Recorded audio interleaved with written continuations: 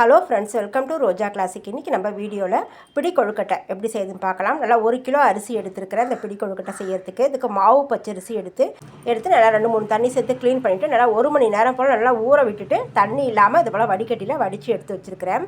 இது வந்து பார்த்திங்கன்னா அரிசி பார்த்திங்கன்னா நல்லா கொஞ்சம் குண்டு குண்டாக அரிசியாக நீங்கள் பச்சரிசி எடுத்துக்கோங்க. இதை போல் பிடி கொழுக்கட்டை செய்யறதுக்கு மாவு பார்த்திங்கன்னா நல்லா உபரி காணும். இதை ஒரு தூக்கில் சேர்த்து நான் அரவை மிஷினில் கொடுத்து இதை பிடி கொழுக்கட்டைக்குன்னு சொல்லிவிட்டு ஈர அரிசியாக எடுத்துகிட்டு போயிட்டு அரைச்சி எடுத்துன்னு வரப்போகிறேன்.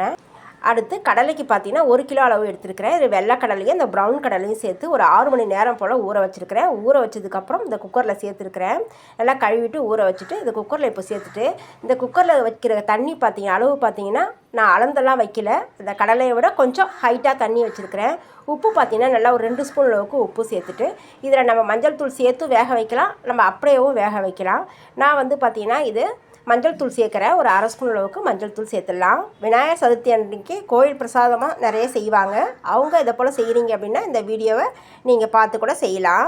இப்போ நான் குக்கர் மூடி போட்டு விசில் போட்டுடுறேன். நல்லா ஒரு 8லேருந்து ஒரு 10 விசில் வரைக்கும் வரணும். இது ஒரு பக்கம் இருக்கட்டும். அரவை மிஷினில் கொடுத்து மாவை அரைச்சி எடுத்து வந்துட்டேன். மாவு பார்த்திங்கன்னா நல்லா பூ போல் இருக்குது பாருங்கள், நல்லா ஈரப்பதமும் இருக்குது. அடுத்து இந்த மாவை வந்து பார்த்திங்கன்னா நம்ம நல்லா வேக வச்சு எடுக்கணும். மாவை வேக வைக்கிறதுக்கு நான் ஒரு இட்லி பானை தான் வச்சுருக்கிறேன். இது மேலே நல்லா துணி போட்டு வச்சிடலாம். தண்ணி வந்து லேசாக கொதி வரட்டும். நம்ம மாவை வேக வச்சு நம்ம அன்றைக்கே பிடி கொழுக்கட்டை செய்கிறதுக்காக செய்கிற செய்முறையை தான் நான் உங்களோட வந்து ஷேர் பண்ணியிருக்கிறேன். இந்த மாவு வந்து முதல் நாளே வந்து கூட நம்ம ப்ரிப்பேர் பண்ணி வச்சிடலாம். நான் வந்து உடனேவே செய்கிறது எப்படின்றத உங்களோட ஷேர் பண்ணியிருக்கிறேன். இப்போ மாவு பார்த்திங்கன்னா அரைச்ச மாவு பார்த்திங்கன்னா இதில் சேர்த்துடலாம். மாவு வந்து அழுத்தி வேக வைக்காமல் நல்லா பூ போல் வேக வைக்கணும். ஆல்ரெடி நான் புட்டு மாவு வேக வைக்கிறது எப்படின்றத வீடியோவில் உங்களோட ஷேர் பண்ணியிருக்கிறேன். நான் இப்போ கொழுக்கட்டை மாவுக்கும் பார்த்திங்கன்னா இந்த மாவை வந்து அழுத்தி விடாமல் நல்லா மேலாக்கில் போட்டு பூ போல் தான் வேக வச்சு எடுக்கணும். பொலன்னு இருக்கும் அப்போ தான். இப்போ நான் எல்லா மாவுமே இது உள்ளே வச்சுட்டு இப்போ நம்ம இதை வேக வச்சு எடுக்கிறதுக்கு இந்த சுற்றிலும் இருக்கிற அந்த ஓரத்தில் இருக்கிற அந்த துணியையும் எடுத்து போட்டு மூடி விட்டுடலாம். நான் வந்து சின்ன பர்னரில் இருக்கிற அடுப்பில் தான் வச்சுருக்கிறேன். இது மாவு பார்த்திங்கன்னா ஒரு 15 நிமிஷம் வெந்தால் போதும். மாவு நல்லா வெந்த வாசனை வரும்போது நம்ம ஸ்டவ் ஆஃப் பண்ணிடலாம். நான் மூடி போட்டு விட்டுறேன். 15 நிமிஷத்துக்கு மாவு வெந்து வரட்டும். நல்லா அந்த ஆவி வந்து ஒரு 15 நிமிஷம் மாவு நல்லா வெந்த வாசனை வந்துடுச்சு. நான் ஸ்டவ்வை ஆஃப் பண்ணி ஒரு 10 நிமிஷத்துக்கு அப்புறம் ஓப்பன் செய்கிறேன். ஓப்பன் செய்யும்போது பார்த்திங்கன்னா மாவு நல்லா வெந்து வந்திருக்குது. இப்போ இதை நல்லா ஒரு பெரிய பாத்திரத்தில் மாற்றிக்கலாம். நல்லா ஒரு அகலமான கடாயில் நான் மாற்றிருக்கிறேன். மாவு பார்த்திங்கன்னா நல்லா வெந்த பக்கம் உங்களுக்கு மாவு பார்க்கும்போதே தெரியும். இதை நல்லா இந்த கட்டியெல்லாம் வந்து பார்த்திங்கன்னா நல்லா உடச்சி விட்டுடலாம். இது ரொம்ப அழுத்தமாக இருக்காது, நல்லா பூ போல் தான் இருக்கும், நல்லா சாஃப்டாக தான் இருக்கும்.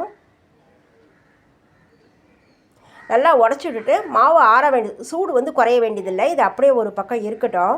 இப்போ வந்து இதுக்கு கொழுக்கட்டைக்கு தேவையான பொருளெல்லாம் நம்ம வந்து அடுத்து இதை வறுத்து இதிலேயே சேர்த்துடலாம். மாவு வந்து சூடாக இருந்தாவே பரவாயில்ல. அந்த கட்டியெல்லாம் இருக்கிறத மட்டும் வந்து நம்ம இப்போ உடச்சி விட்டுறோம், அவ்வளோதான். அடுத்து 1 கிலோ அரிசியில் செஞ்ச மாவுக்கு பார்த்திங்கன்னா 3/4 கிலோ அளவுக்கு நான் வெல்லம் எடுத்துருக்கிறேன். தண்ணியோட அளவு பார்த்திங்கன்னா கரெக்டாக சொல்ல முடியாது. ஏன்னா ஒரு சில மாவு வந்து தண்ணி அதிகமாக இழுக்கும். இதுக்கு வந்து பார்த்திங்கன்னா இந்த மெஷர்மெண்ட் கப்பில் 2 கப் அளவு தண்ணி சேர்க்குறேன். அதாவது 1/2 லிட்டர் அளவுக்கு தண்ணி சேர்க்குறேன். இந்த வெல்லம் கரைஞ்சி வர்றதுக்கு ஒரு 1/2 லிட்டர் அளவுக்கு தண்ணி சேர்த்தா போதும். வெல்லம் கரைச்சல் பார்த்திங்கன்னா நல்லா கொதித்து வரணும். அதனுடைய பச்சை வாசனை போகிற வரைக்கும் கொதிச்சா போதும். பாகுப்பதெல்லாம் வேண்டியதில்லை. வெள்ளை தண்ணியை நான் நல்லா கொதிக்க விட்டுறேன். ஏன்னா மாவுமே நல்லா வெந்து வந்துடுச்சு. வெள்ளை தண்ணியும் நல்லா கொதித்து வரணும். இப்போ வெள்ளை தண்ணியோட பச்சை வாசனை போகிற வரைக்கும் நல்லா கொதிக்க விட்டுட்டேன். இப்போ அந்த ஸ்டவ்லேருந்து இறக்கிட்டு அடுத்து ஒரு அடிகனமான கடாய் அடுப்பில் வச்சுட்டு இப்போ இதில் ஒரு 100 கிராம் அளவுக்கு இதில் பாசிப்பருப்பு வறுத்து எடுத்துக்கலாம். நான் எடுத்த 1 கிலோ மாவுக்கு பார்த்திங்கன்னா ஒரு 100 கிராம் அளவுக்கு பாசிப்பருப்பு எடுத்துருக்கிறேன். பாசிப்பருப்பை சேர்த்துட்டு நல்லா ஸ்லோ ஃப்ளேமில் வச்சு நம்ம வறுத்து விடணும். பாசிப்பருப்பு வறுபட்டு நல்லா வாசனையாக வரணும். அது வரைக்கும் நம்ம பாசிப்பருப்பை வறுத்து விடணும். பாசிப்பருப்பு பாருங்கள் நல்லா கலர் மாதிரி வந்துடுச்சு. இதை நம்ம ஒரு பிளேட்டில் மாற்றிடலாம். அடுத்து பார்த்திங்கன்னா ஒரு 50 கிராம் அளவுக்கு எள்ளு எடுத்துருக்கேன். வெள்ளை எள்ளு எடுத்துருக்கேன். நீங்கள் கருப்பு எள்ளும் சேர்க்கலாம். கருப்பு எள்ளு சேர்த்தாக்க அந்த கருப்பு அந்த கொழுக்கட்டையில் தெரியும். அதனால் நான் வெள்ளை எள்ளு எடுத்துருக்கிறேன். வெள்ளை எள்ளு எடுத்துகிட்டு இதையுமே நல்லா மணமாக வாசனை வர வரைக்கும் நம்ம வறுத்து எடுக்கணும். எள்ளு பார்த்திங்கன்னா கடாய் நல்லா சூடாக இருக்கிறதால எள்ளு சேர்த்த உடனே நல்லா படப்படன்னு நல்லா வறுபட்டு வருது. இது வந்து 1 நிமிஷத்துலேயே வறுத்து விட்டு இதையுமே வந்து நம்ம மாவோடு சேர்க்கணும். எள்ளு நல்லா மணமாக வறுபட்டு வந்துடுச்சு. அடுத்து பார்த்திங்கன்னா நம்ம எடுத்துருக்கிற அந்த மாவில் முதல்ல வறுத்த பாசிப்பருப்பை சேர்த்துடலாம். அடுத்து எள்ளையுமே சேர்த்துடலாம். அடுத்து இந்த 1 கிலோ மாவுக்கு பார்த்திங்கன்னா நல்லா ஒரு பெரிய தேங்காய் எடுத்து நான் அதை வந்து பல்லாக வந்து பத்தை போட்டு எடுத்து வச்சுருக்கிறேன். அதை வந்து நம்ம வறுத்து எடுக்கணும். இதுக்கு பார்த்திங்கன்னா 1 ஸ்பூன் அளவுக்கு நெய் சேர்த்துடலாம். நெய் சேர்த்துட்டு இதை போல் நான் எடுத்து வச்சுருக்கிற தேங்காய் துண்டு பார்த்திங்கன்னா இந்த பக்குவத்தில் இருக்கணும் தேங்காய். அந்த தேங்காயோட இந்த கொழுக்கட்டையை சேர்த்து சாப்பிடும்போது பார்த்திங்கன்னா ரொம்ப டேஸ்ட்டாக இருக்கும். துருவி சேர்க்கறதோட இதை போல் பல்லாக சேர்த்து நம்ம கொழுக்கட்டை செய்யும்போது பார்த்திங்கன்னா சுவை வந்து ரொம்பவே நல்லாயிருக்கும். அதனால் பல்லாக சேர்த்துட்டு தேங்காய் நெய்யில் வறுத்து விட்டு நல்லா மணமாக வாசனை வரும். லேசாக கலரும் மாறி வரும். அது வரைக்கும் இதை நல்லா வறுத்து விடணும். இப்போ தேங்காயோட கலர் பாருங்கள் கொஞ்சம் கொஞ்சமாக மாறி வந்திருக்குது. பத்தையோட அந்த பல்லாக இருக்கிற அந்த பத்தையோட ஓரங்கள்லாம் பார்த்திங்கன்னா நல்லா கலர் மாறி வந்திருக்குது பாருங்கள். இந்த பக்கம் வந்ததும் இதை நம்ம மாவோட சேர்த்துடலாம்.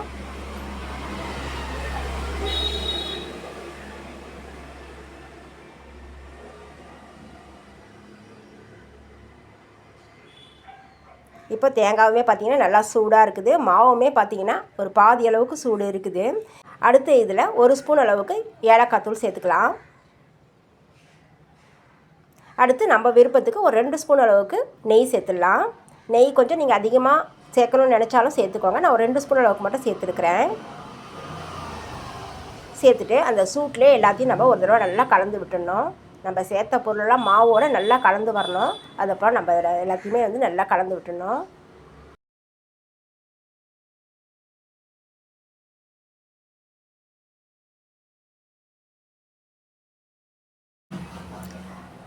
அடுத்து இதில் வெள்ளை கரைச்சலை சேர்க்கலாம். ஒரு பாதி அளவுக்கு முதல்ல வெள்ளை கரைச்சலை சேர்க்கலாம். ஏன்னா மாவு நிறையா இருக்கிறதால ஒரேடியே சேர்க்கக்கூடாது. கொஞ்சம் கொஞ்சமாக சேர்த்து நம்ம வந்து இதை கலந்து விடணும். வெள்ளை கரைச்சலும் பார்த்திங்கன்னா நல்லா ஒரு சூடாக தான் இருக்குது.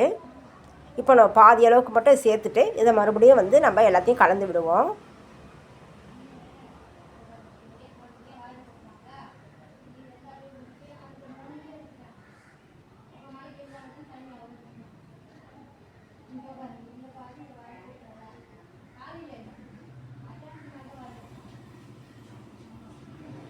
அடுத்து மீதமாக இருக்கிற வெள்ளை கரைச்சலையும் உள்ளே சேர்க்கலாம்.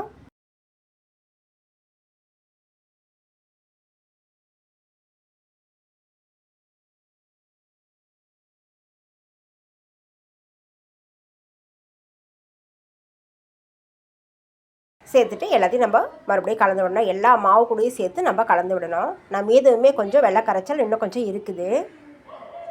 ஏன்னா ஒரு சில அரிசி மாவு பார்த்திங்கன்னா கொஞ்சம் தண்ணி அதிகமாக இருக்கும். அதை போல் இருக்கும்போது இந்த வெள்ளை கரைச்சல் சேர்த்து எல்லாத்தையும் நல்லா கலந்து விட்டுட்டு அதை சுட தண்ணியை கூட நல்லா கொதிக்க வச்சு இதோட சேர்க்கலாம்.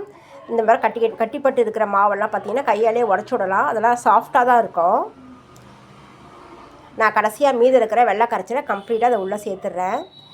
கடைசியாக அடியில் கொஞ்சம் வெள்ளம் கரையாமல் இருக்குது. அதில் மறுபடியும் பார்த்திங்கன்னா ஒரு 1/4 கப் அளவுக்கு மட்டும் தண்ணி சேர்த்து கொதிக்க வச்சு ஒரு பக்கம் அப்படியே இருக்கட்டும். பத்தலைன்னா அப்புறம் சேர்த்துக்கலாம்.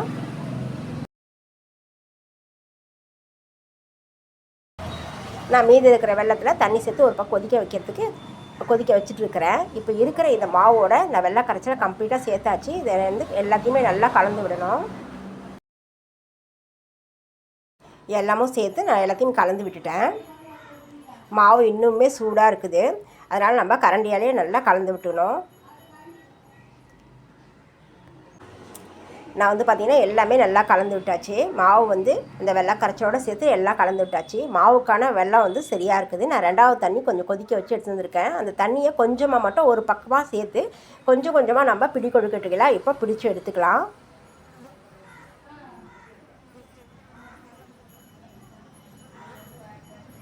நான் கொஞ்சமாக தண்ணி சேர்த்துட்டு இப்போ வந்து இதை போல் உதிரியாக தான் மாவு இருக்குதுன்னு உங்களுக்கு பார்க்குறதுக்கு தெரியும். ஆனால் பிடிச்சேன்னா பார்த்திங்கன்னா கொழுக்கட்டை பிடிக்கிறதுக்கு வரும்.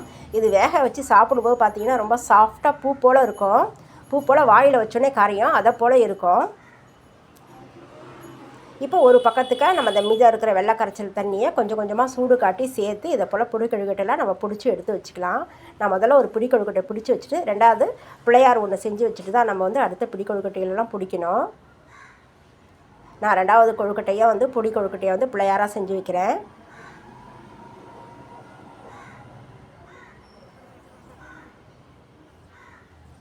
அடுத்து இருக்கிற மாவெல்லாம் பிடி கொழுக்கட்டைகளாகவும் உருண்டைகளாகவும் நம்ம வந்து பிடிச்சி வச்சிடலாம்.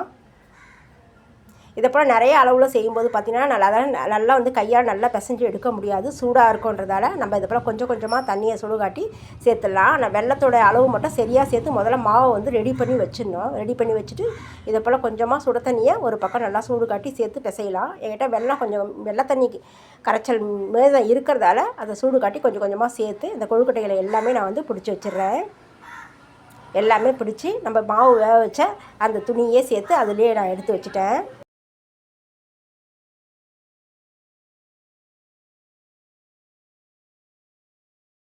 இதை போல் 1 கிலோ மாவில் பிடி கொழுக்கட்டைகள் நீங்கள் செய்கிறீங்க அப்படின்னா இதை போல் செய்முறையில் செய்யுங்க. கொழுக்கட்டை சாப்பிட்றதுக்கும் சாஃப்டாகவும் இருக்கும்.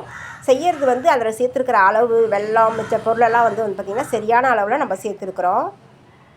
இப்போ எல்லாத்தையுமே நான் உள்ளே வச்சுட்டு இதை வந்து ஒரு 20 நிமிஷம் போல் நல்லா வேக விடணும். நல்லா ஒரு பெரிய பர்னர் இருக்கிற அடுப்பில் நான் வச்சுட்டு நல்லா ஹை ஃப்ளேமில் வச்சுட்டு ஒரு 20 நிமிஷத்துக்கு நல்லா வெந்து வரட்டும். அடுத்து நான் பெரிய வானொலி அடுப்பில் வச்சுக்கிறேன். இதில் ஒரு 4-5 ஸ்பூன் அளவுக்கு நல்லெண்ணெய் சேர்த்துடலாம். பொதுவாக பார்த்திங்கன்னா கடலை தாளிக்கிறதுக்கு இந்த தேங்காய் மாங்காய் எல்லாம் சேர்ப்பாங்க. நான் எதுவுமே இல்லாமல் சிம்பிளாக ஒரு தாளிப்பு தான் இன்றைக்கி கடலை தாளிக்க போகிறேன். 1 ஸ்பூன் அளவுக்கு எண்ணெய் அளவாக சூடு ஏறி வரும்போது 1 ஸ்பூன் அளவுக்கு நம்ம கடுகு உளுத்தம் பருப்பு சேர்த்துடலாம். கூடவே ஒரு 4-5 வரமிளகாயை கிள்ளி சேர்த்துடலாம். கடலை தாளிக்கிறதுக்கு பார்த்திங்கன்னா மெயினாக கருவேப்பிலை, கடுகு உளுத்தம் பருப்பு, வரமிளகாய், தோலோடு தட்டின பூண்டு, பெருங்காயத்தூள் இது மட்டுமே இருந்தாலே பார்த்திங்கன்னா கடலை தாளிப்புக்கு சரியாக இருக்கும். மற்றபடி நம்ம தேங்காய் துருவல் மாங்காய் துருவெல்லாம் சேர்க்குறதெல்லாம் வந்து நம்மளுடைய விருப்பம்தான். நான் அதெல்லாம் சேர்க்காம தான் இன்றைக்கி கடலை தாளிப்பு செஞ்சுருக்கிறேன். பொதுவாக கோயிலுக்கு நம்ம பிரசாதமாக செஞ்சு கொடுக்கும்போது பார்த்திங்கன்னா நம்ம அப்படியே ஒரு 5 கிலோ வேக வைக்கிறோன்னா அதை தாளிக்க மாட்டோம். அப்படியே வேக வச்சு தண்ணியை வடிச்சிட்டு கொடுத்து அனுப்பிடுவோம். அப்படியே தாளித்தாலும் கொஞ்சமாக எண்ணெய் சேர்த்து தாளிப்போம். நான் அதை போல் செய்முறையில் தான் உங்களோட நான் ஷேர் பண்ணியிருக்கிறேன். இந்த பூண்டு பார்த்திங்கன்னா எண்ணெயில் நல்லா வறுபட்டு நல்லா மணமாக வாசனை வரணும். அந்த அளவுக்கு இதை நல்லா நம்ம வறுத்து விட்டுக்கணும். வறுத்து விட்டதுக்கப்புறம் நம்ம எடுத்துக்கிற கடலைக்கு தகுந்த போல் ஒரு 1/2 ஸ்பூன் அளவுக்கு பெருங்காயத்தூள் சேர்த்துடலாம். பெருங்காயத்தூள் சேர்த்து அதையுமே எண்ணெயோடு சேர்த்து நல்லா கலந்து விட்டுடணும். பெருங்காயமும் எண்ணெயில் வறுபட்டு வாசனை வரும்போது நம்ம நல்லா வேக வச்சு தண்ணி இல்லாமல் வடித்து வச்சுருக்கிற கடலையை உள்ளே சேர்த்துடலாம். உள்ளே சேர்த்துட்டு இது எல்லாத்தையும் நம்ம கலந்து விட்டுடணும். கலந்து விடும்போது பார்த்திங்கன்னா ரொம்பவே டேஸ்டான கடலை தாளிப்பும் ரெடி ஆகிடுச்சு. விநாயகர் சதுர்த்திக்கு நம்ம வீட்டில் செய்யும்போது கொஞ்சமாக செஞ்சுருவோம். கோயிலுக்கெல்லாம் பிரசாதமாக கொடுக்கறதுக்கு நீங்கள் செய்கிறீங்கன்னா இதை போல் ஒரு செய்முறையில் செஞ்சு பாருங்கள்.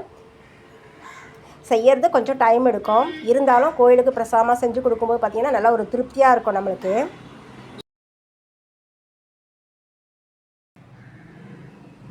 அவ்வளோதான், இது ஒரு பக்கம் இருக்கட்டும்.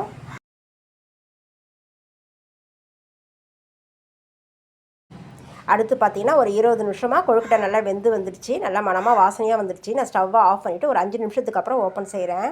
கொழுக்கட்டை பார்த்திங்கன்னா நல்லா மணமாக வாசனையாக வெந்து வந்துருக்குது. அவ்வளோதாங்க, என்னோடய செய்முறையில் 1 கிலோ அளவு மாவில் கொழுக்கட்டை எப்படி செய்யறதுன்றதை உங்களோட நான் ஷேர் பண்ணியிருக்கிறேன். அதே போல் கடலை தாளிப்பும் உங்களோட நான் ஷேர் பண்ணியிருக்கிறேன்.